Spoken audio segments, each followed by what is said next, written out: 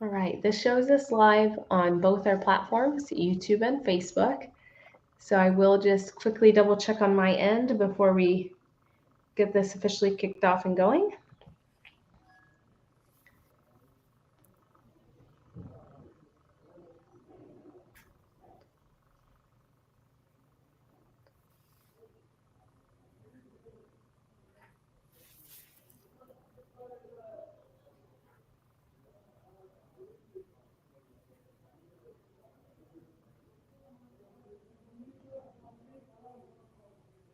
Great. I do see that it's showing up here as well. So let's go ahead and get started since we're already at the 11 o'clock time period. And as people start joining us, they can begin to engage with our broadcast. Good morning, afternoon, or evening. I want to take the time to thank you for engaging with us on all of our live broadcasts. We hold these streams for you on Mondays regularly for city updates.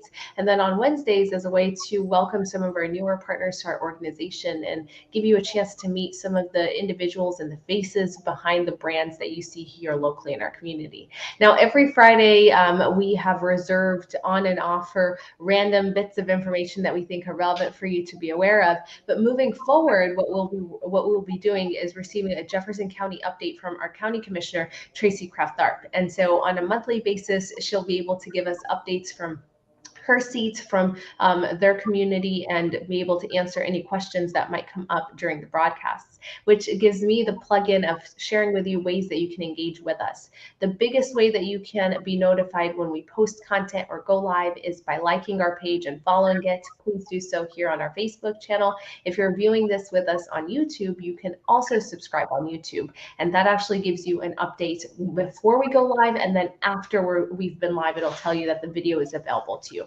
The videos are always available to you to rewind, rewatch, or replay. So if you are tuned in and we're no longer live, we still want to thank you for finding the time to get caught up on this information and be as updated as possible on the resources that are available in your community and ways that you can engage. Giving us a hashtag replay allows us to pull any future comments that you might have or questions. And of course, if you have a particular issue or comment that you wanted to share with our guest, but you don't necessarily feel entirely comfortable doing so in a public setting, you can DM our page and we're happy to get that over to our guest with us today. So I will also ask that you hit the share button on this video so others in your network see that we're live, can also be joining us.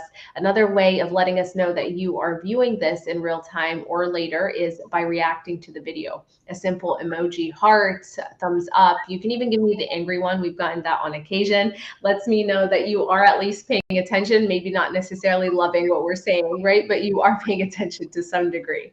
The other way, of course, that you can engage with us is through the comment section that's available to you here on the video channel. And when you do comment, if you're viewing on YouTube, it will pull up like this for us. It will signify that you're viewing us on YouTube with the little red arrow play button, as Dave Carpenter is already doing. And he's provided us a quick good morning remark to the commissioner and myself. So thank you so much, Dave, for joining us. Of course, if you are streaming this here on your Facebook channel and find the time to also make a quick comment or question, this will also display quickly on our end, and we'll be able to pull it up on the screen as Brian Head has done, giving another good morning message to both the commissioner and myself. Thank you as well, Brian, for engaging with us on our live stream. So let's get this going. I only have our commissioner, Jefferson County Commissioner Tracy Kraft-Tharp, with me for a few minutes this morning, and in spite of another busy weekend that we all probably have. So I will turn this over to you, Tracy, to share a few words with us and maybe get us caught up on some things that we should be aware of. Absolutely. Thanks so much, Juliet. Hi, David Carpenter. Hi, Brian Head, and everybody else that's joining us.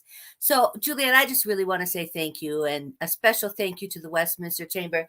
And I brought a little show and tell with me today.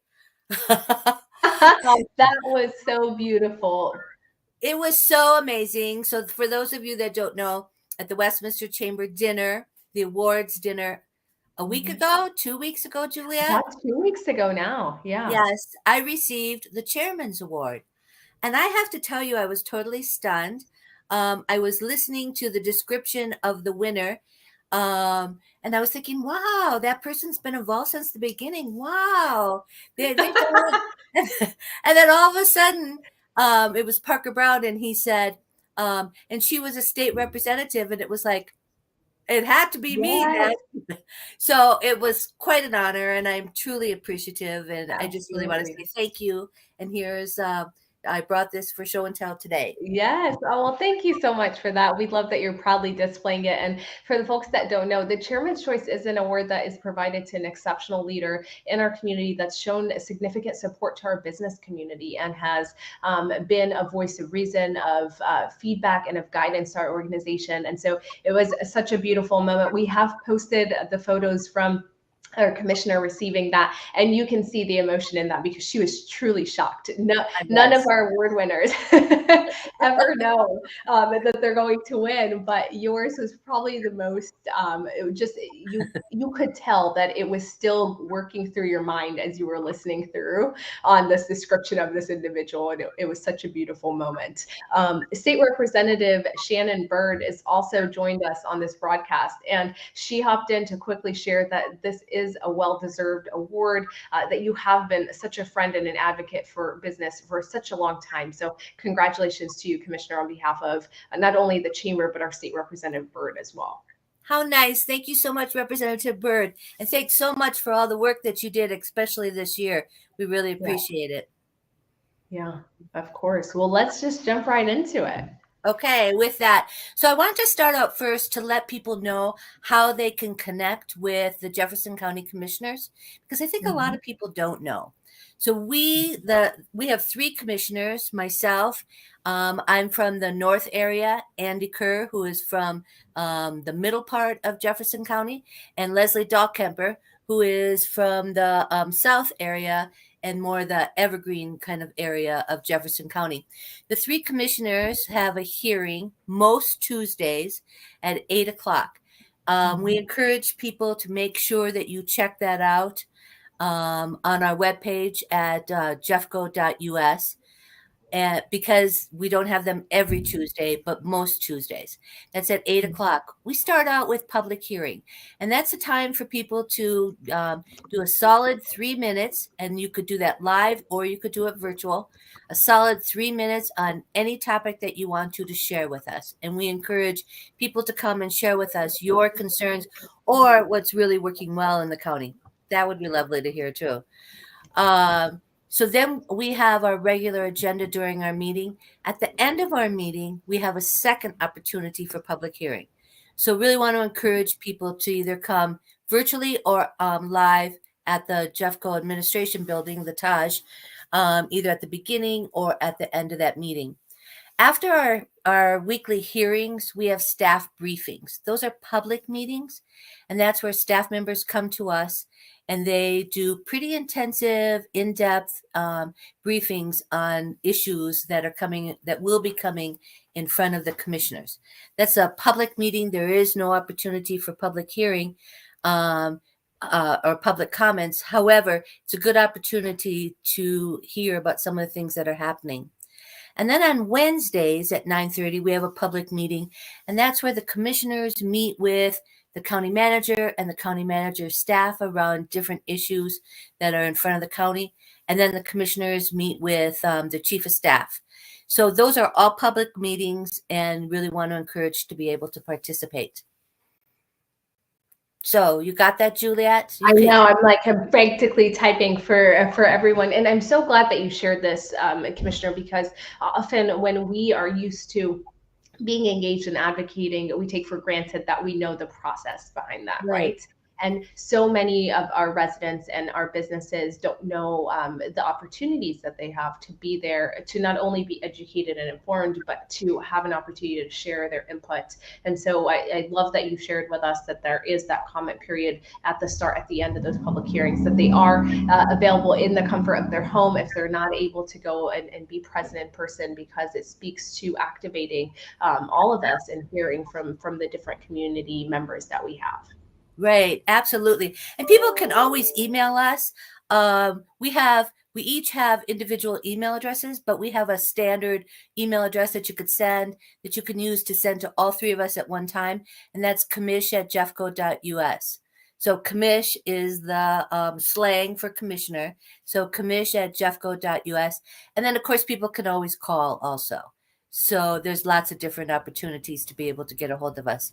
And perfect. And you Absolutely. put that up. Thanks so Yes, much. I have, and it is in the comment section. And again, the comment section is our go-to for pulling any information from our viewers and for us also to try and quickly communicate some of what you're sharing with them in writing. I know that this will be available for them to rewind and rewatch, but I do want to give those little nuggets. Now, Commissioner Kraft-Tharp, I know we haven't really started on some additional updates, but we already have a question right out of the gate. So if you're comfortable with it, I would love to bring that up onto the screen. And it is quite a lengthy one, so I'll bring it up onto the screen for everyone to be able to see this question. I will go ahead and also read the question out to you and hear from you directly any thoughts or remarks that you might like to make toward Dave's question. Now, Dave Carpenter is, of course, tuned in from our YouTube. We shared with everyone that we're streaming on both of our platforms today, and he's sharing that on May 18th, it looks like at the Westminster City Council's town hall, Councilor Baker had said that the Jeffco commissioners run the Rocky Mountain Metro Airport and that it should be closed. What were your thoughts on the future of the airport? Well, thank you very much for asking that question, David Carpenter. Let me confess, first of all, that I listened to the rebroadcast of that town hall meeting last night. So did see that comment. And the Councilor Baker did come to our community noise roundtable at Rocky Mountain Airport last month, and he did make the same comment. And I'm really sorry to hear him say that. I think that's pretty sad. Rocky Mountain Metropolitan Airport has been around since 1960. It's a general aviation airport, the fourth largest here in Colorado. But what's really important about this airport is we have a lot of businesses and a lot of people that work for those businesses that depend upon the aviation service, depend upon that airport. People are able to buy a house because they have a job, a good paying job that depends upon our airport. So I'm really sorry to hear him say that. So I guess, Juliet, you might be wondering why he would say that.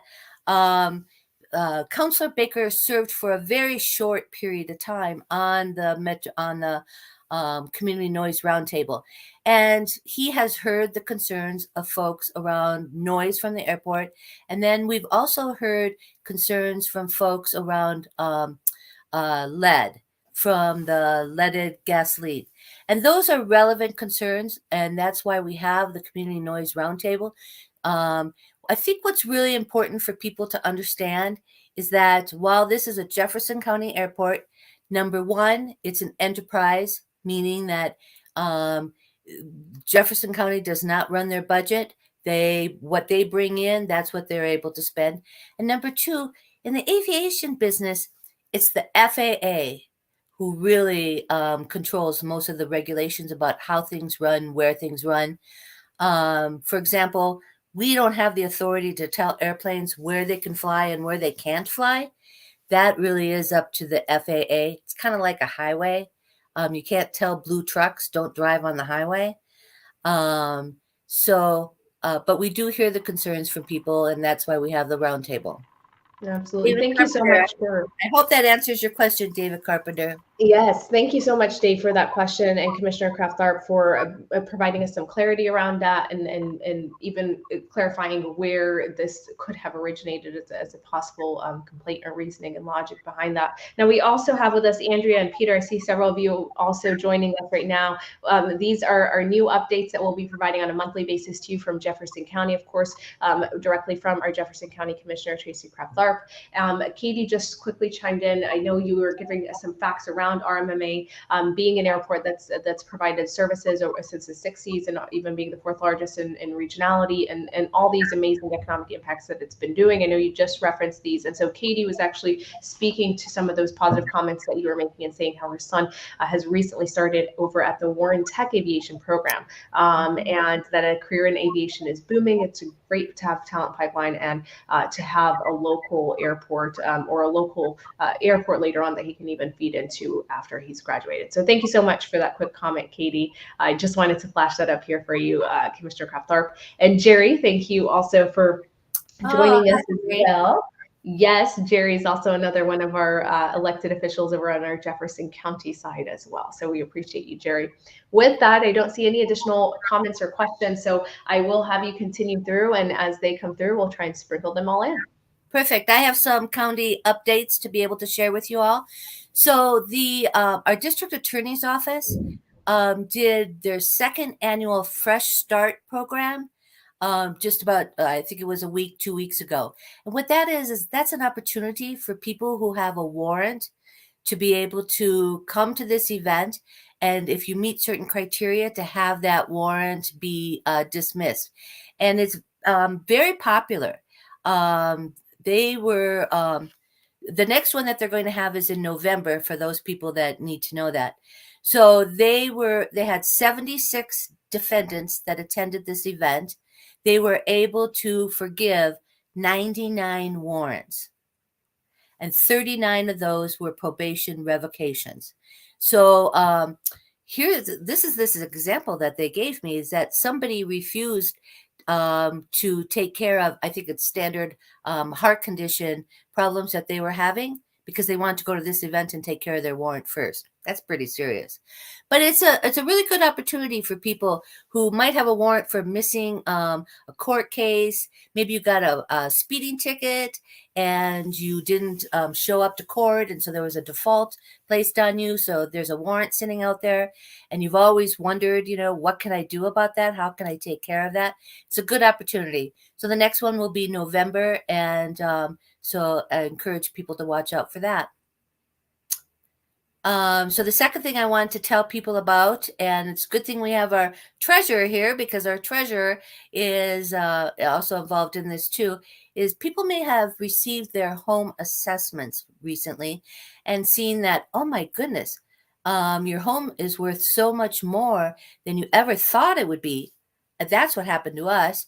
And then as a result of that, your property taxes are going to go up. And so I wanted to address that. Our assessor, Scott Kiersgaard, in his office, he's got an amazing team. They look at the assessment and the valuation of homes every 2 years. And the valuation of our home last was done in June 2022, and that's what our new property taxes are based off of. And as you know, our home valuations have just been increasing, and so our property taxes have increased. So people who disagree with the increase in their property taxes can appeal that, and the deadline for that is June 8th, and that's to the assessor's office, Jefferson County government. So if you have questions about that, people can email me at commish@jeffco.us, and we can talk about that even more. So the increase in property taxes is not good news. And to let people know that 2 years ago at the ballot, we voted to repeal what was called the Gallagher Amendment. And the Gallagher Amendment held our housing, both for residential and for commercial, our housing valuations down. It held that it put a cap on how much your property taxes could increase. So we repealed that amendment in our state constitution. We will probably see an increase in our property taxes in the future. I know, not good news. So want to warn people about that and encourage people that if you think that the assessment that you received in the mail is not correct, June 8th is the deadline for, to appeal that. And you can find the form on the Jeffco webpage. Excellent. Thank you so much for that. Jerry chimed in and also typed it into the comments for us with that deadline date. So we have our reinforcement in here as well, letting us know those specifics, because you can go back and appeal some of that. And as Commissioner Kraft-Tharp was sharing, it was a sticker shock for several of us. I know there are a lot of those memes that are floating around where, what my family thinks I have as a home, what I think I have, and then what the government thinks I have, and it's this monster evaluation. Yes, I saw that. Yes. Yeah, it's hilarious, but in this situation, it's quite accurate for, unfortunately, a lot of people are running into this. So there is a process and a system, and some of those details are included in the chat for us. Absolutely, yes. And so on the subject of taxes, just a couple other things. One is if you're over 65, you've lived in your house over 10 years, and you have not applied for the Senior Homestead Act, you need to do that. And then you can find that form on in the assessor's office also, or the treasurer's office, but on jeffco.us. And that's really important for people to do, to be able to apply for that funding. My husband and I have. It makes a difference. And especially now with increased property taxes, it really does make a difference. The deadline for that is July 15th. And once you apply and get accepted, you don't have to do that every year. You will just cross over from year to year. So that's important to do. The state legislature did pass a bill to put a ballot initiative on the ballot this fall for people to look at that addresses property taxes. And basically, what it does is it lowers the rate of our property taxes for the next 10 years. And then it backfills certain local governments for the money that they would lose because of the lowered assessment rate. That will be on our ballot this fall. We'll hear lots about that. There'll be a lot of opportunity to be able to have conversations. Right now, it's called, if you hear about it, it's called Proposition 88. Although it sounds like it might be Proposition II. So some of that, we're only in May. We have a lot of time to talk about that and figure that out before the fall. But for people to know, the state legislature did look at those issues and did look at making some changes. And then the other thing on taxes I want to let people know about is that because of the increased valuation of people's homes, the county, we are part of your property tax rate is 24 cents out of every dollar. The county received an additional $42 million because of the increased valuation of homes. And as you know, we are not DeBruced, and so we can only receive the amount of revenue underneath our Tabor cap. So that $42 million did put us over the Tabor cap, and therefore we will be making a Tabor refund again this fall. So 2 years ago, we made a Tabor refund. We sent you all a check for about $4. Last year, I think it was about $34, $35. This year, we will be refunding $39.5 million, and the average check will be about $200. So that really does make a difference. Just for people to know, that's not extra money that we don't need. We still have potholes. We still have transportation needs. We still have needs in the county, but we are not DeBruced, and therefore we have a cap on how much revenue we can bring in. Anything above that cap needs to be returned, and that's your Tabor refund. So that's a lot of money information in very quick. In a short period of time, but it is important information that's all kind of come together almost at once. It seems like it's instantaneous, but these things have been in motion. As you were sharing, it's a ballot efforts that have passed over these past year. It's a combination of things that are finally coming into effect. And so I think it's very important and timely to highlight what these are as they're happening and as people are receiving them in their mailboxes as well. Absolutely. And again, if people have questions, make sure that you call. So we have two opportunities right now for people to be able to give their input and feedback to the county. This is one that was really a surprise to me. So when the Broncos were sold, there was a stadium tax to the new owners. You know, there's new owners that that own the Broncos now. And when that happened, there apparently was a stadium tax that in an agreement that if it ever got sold, the municipalities and the counties within the region would receive a certain amount of money to go to youth sports. I had never heard about this before, so I was surprised about it. So the county has received about $1 million, and that $1 million needs to go towards youth sports. So we are having both a Zoom meeting and a live meeting end of next week, I think, to be able to talk about what ideas do you have? Where do you think that money should go? what creative youth sports are you aware of here in the county? So watch for that information about when those meetings are and send input and feedback. And we've been receiving a lot of feedback already. So I thought that was kind of interesting. And then the other that to share with people is planning and zoning. Planning and zoning is the bane of everyone's existence. Whether you are building a new deck off your backyard and you have to go through to get permitting, whether you have land and you're going to sell it and you want someone to be able to develop it and you want to go through rezoning. I mean, it's a complicated process full of lots of government regulations. And I have heard from people since I became a commissioner that it is their worst experience going through planning and zoning. So we have a new director of development and transportation, Val Montoya. He used to be at Adams County. Prior to that, he was Arapahoe, and then he was also in Gilpin. So he knows his stuff. He knows the business. He knows the ins and outs. And so he's embarking on a 19 to 24 month process around gathering feedback, gathering input. We're going to totally tear down that planning and zoning process, and we're going to rebuild it again. And we're going to rebuild it with the goal of being effective and efficient, being able to meet the needs of the county, and being able to not be the bane of everybody's existence as they're going through their building process. So in the next couple months, we will be asking people to participate in surveys and focus groups and town meetings. So hopefully people will do that and share both the good and the bad of their experiences with planning and zoning. So isn't that exciting?